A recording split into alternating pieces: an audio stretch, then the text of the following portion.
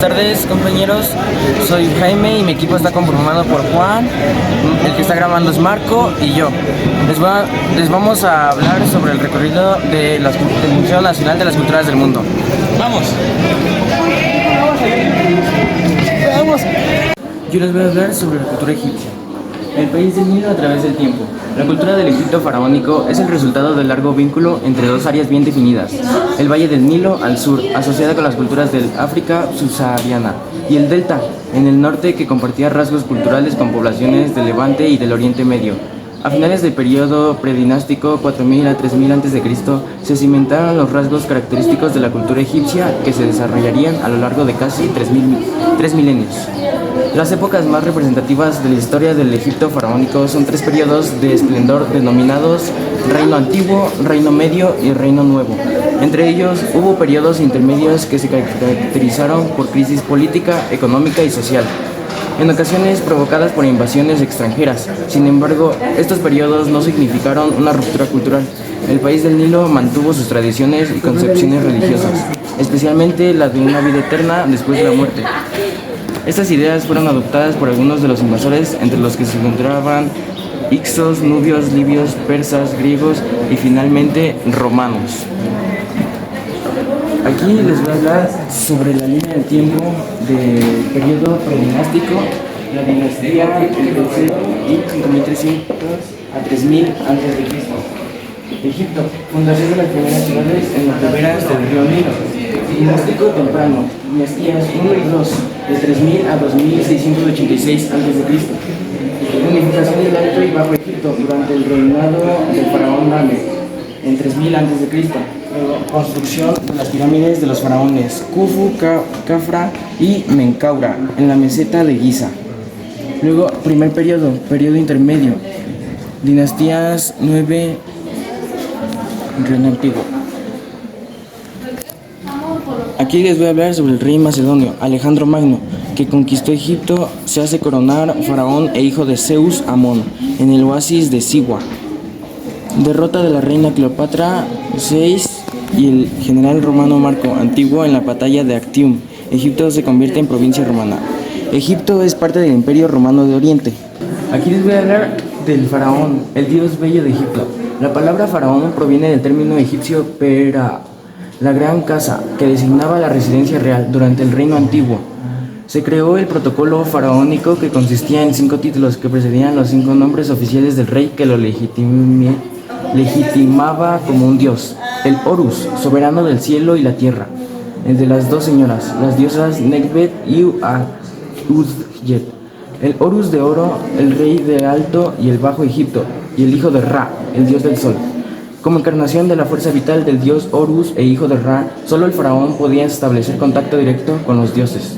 Gracias a esta cualidad, el rey representaba a los humanos ante ellos, lo que lo convertía en el sacerdote supremo de todos los dioses y, por tanto, el encargado de sus cultos. Mediante los ritos, el faraón instauraba el Ma'at, el orden, la verdad y la justicia, ante la constante amenaza de Isfet, el caos destructor. Aquí les voy a hablar sobre Nefertiti, la gran esposa real, y sus hijas. El busto de esta reina, cuyo nombre significa la bella ha llegado, fue descubierto en el taller del escultor Thotmes, en la actual ciudad de Amarna. Probablemente sirvió como modelo maestro para las múltiples representaciones de la esposa del faraón, Akenatón. Los dos bustos pequeños representan a 2 de sus hijas, probablemente Meritatón y Meketatón. Más acá les voy a hablar sobre la sociedad, una estructura jerárquica. Las grandes obras arquitectónicas emprendidas a orillas del río Nilo a partir del Reino Antiguo solo pudieron llevarse a cabo en una sociedad jerárquica, con un aparato administrativo capaz de controlar recursos humanos y materiales. El faraón, junto a su esposa principal y sus descendientes, era tanto la cabeza de la administración como la cumbre de la escala social. Él era la máxima autoridad del Alto y el Bajo Egipto, el propietario de todas sus tierras, el señor de sus pobladores, el juez supremo y el sumo sacerdote ante los dioses. A continuación les voy a hablar sobre los dioses, creadores de vida. Los habitantes del antiguo Egipto creían que el universo estaba regido por múltiples entidades sobrenaturales, llamadas Necteru, dioses que influían en todos los aspectos de su vida, La Eneada, una de las genealogías divinas, atribuye el origen del cosmos a Ra, el dios Sol, creador de la primera pareja divina, Shu, el aire seco, y Tebnut, la humedad. Después de esta eternidad, el reino de Osiris. Para los antiguos egipcios, la vida humana era un ciclo más de la naturaleza. La muerte era entonces un estado de transición hacia la vida eterna, en el que las esencias espirituales del hombre recorrían el inframundo enfrentando diversas pruebas. Las concepciones del más allá cambiaron a través del tiempo, sin embargo, siempre se mantuvo la creencia en la vida eterna. A partir del Reino Medio, se creyó que el difunto se transfiguraba en el dios Osiris, el señor del más allá. Aquí les voy a hablar sobre el entierro predinástico. Periodo predinástico, réplica de un cuerpo momificado y de su ajuar funerario. La creencia en la necesidad de preservar el cuerpo para que las esencias espirituales obtuvieran sustento en la eternidad tiene su origen en las prácticas funerarias predinásticas. El difunto se colocaba en posición fetal en una fosa excavada en Deseret, la Tierra Roja, nombre que designaba al desierto.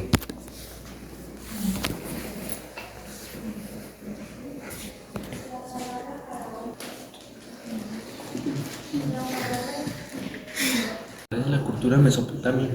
Mesopotamia es el nombre que designa la región entre los ríos Tigris y Éufrates, que nacen al pie de las montañas de Turquía para desembocar en el Golfo Pérsico.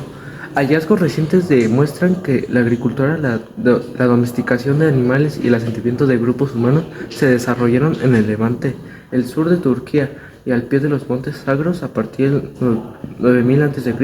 Al parecer, el aumento de población en zonas obligó a los grupos a desplazarse hacia Mesopotamia, donde la crecida de los ríos era violenta e irregular.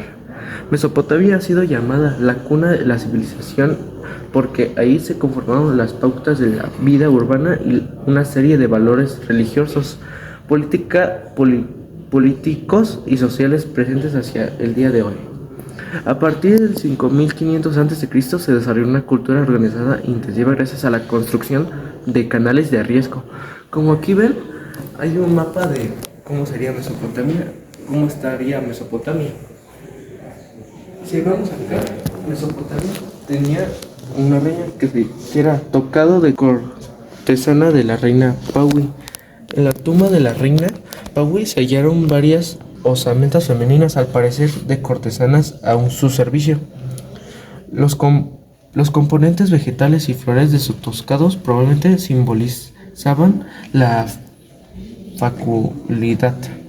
Si vamos acá,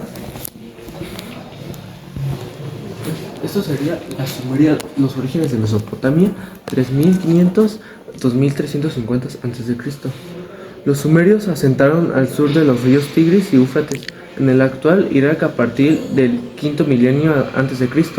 Ahí domesticaron cabras y vacas, sembraron trigo y cebada, con los pueblos elaboraron pan y cerveza.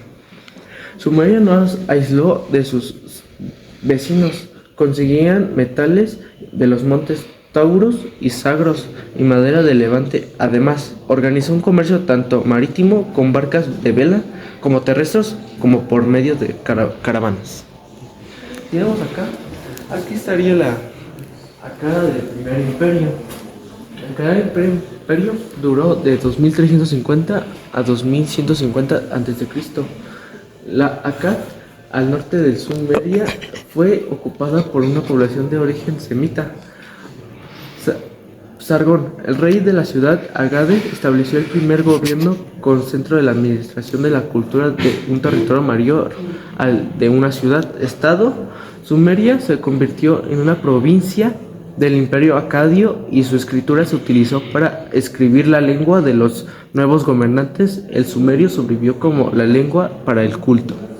El imperio de Sargón no solo abarcó la población sedentaria, sino también grupos nómadas como los vigilantes de caminos y fronteras y los mercaderes. Sargón fue nombrado Señor del Universo y su nacimiento adquirió tintanes de leyenda. Según la tradición, su madre lo colocó en una canasta en el río Éufrates. Fue rescatado y criado por un jardinero hasta que la diosa Ishtar lo proclamó rey. Mientras tanto, fuera de Mesopotamia, otros pueblos, culturas continuaban su desarrollo en Siria, y la ciudad de Ebla erigía templos y palacios, al tiempo que en las regiones de Susa y Alam, en la actual Irán, se desarrollaba un diferente sistema de escritura desde el cuarto milenio antes de Cristo.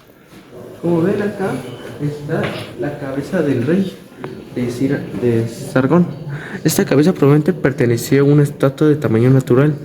Se desconoce quién representaba, pero su peinado y tocado y barba son característicos de un hombre de alto rango. Podría ser Sargón, el fundador de la dinastía Acadia, su hijo Manistú o su nieto. Veamos acá. Ahora les presentaré las tablillas de las escrituras. Primero están las tablillas con el relato sumerio del diluvio.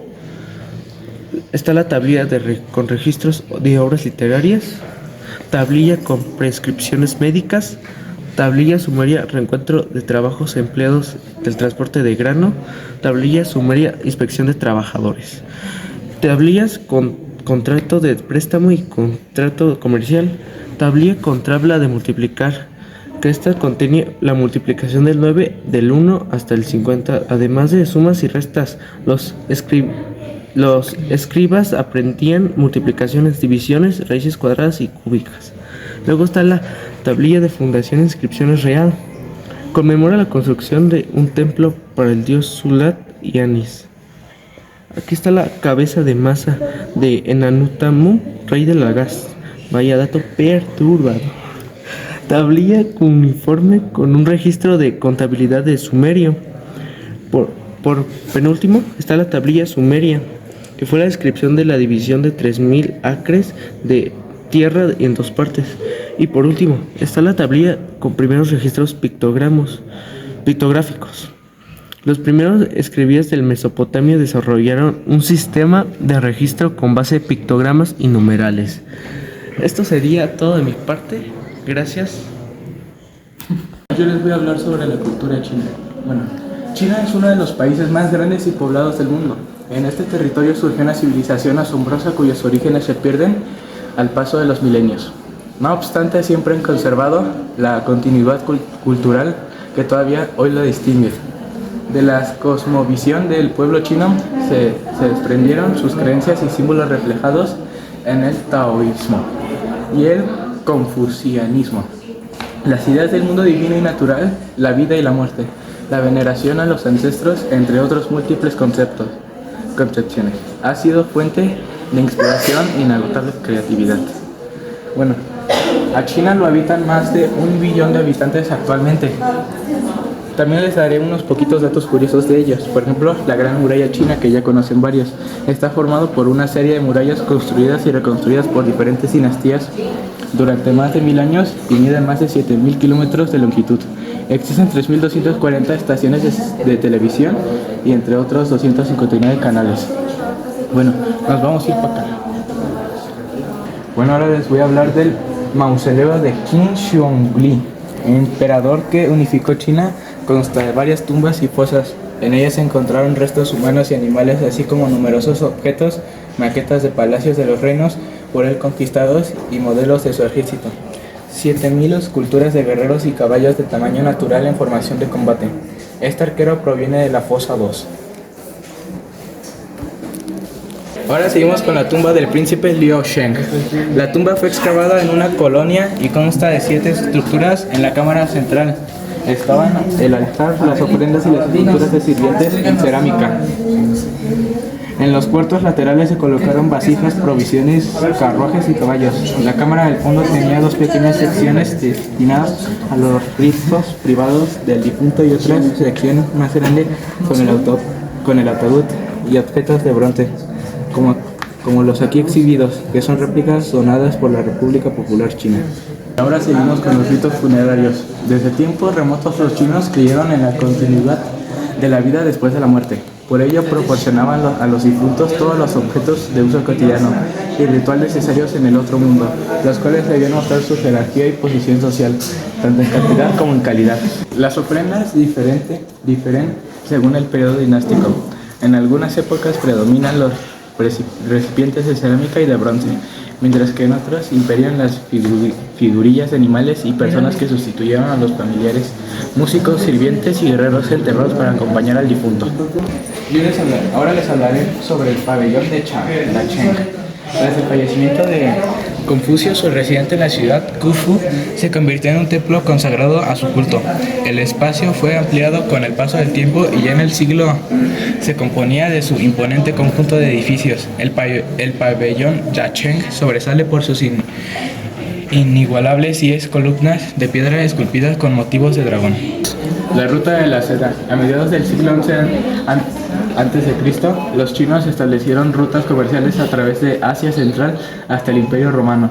A lo largo de este trayecto llegó a extenderse por más de 7.500 kilómetros. Los mercaderes compraban y vendían productos de todas las regiones, entre ellos la codicia de seda del origen chino.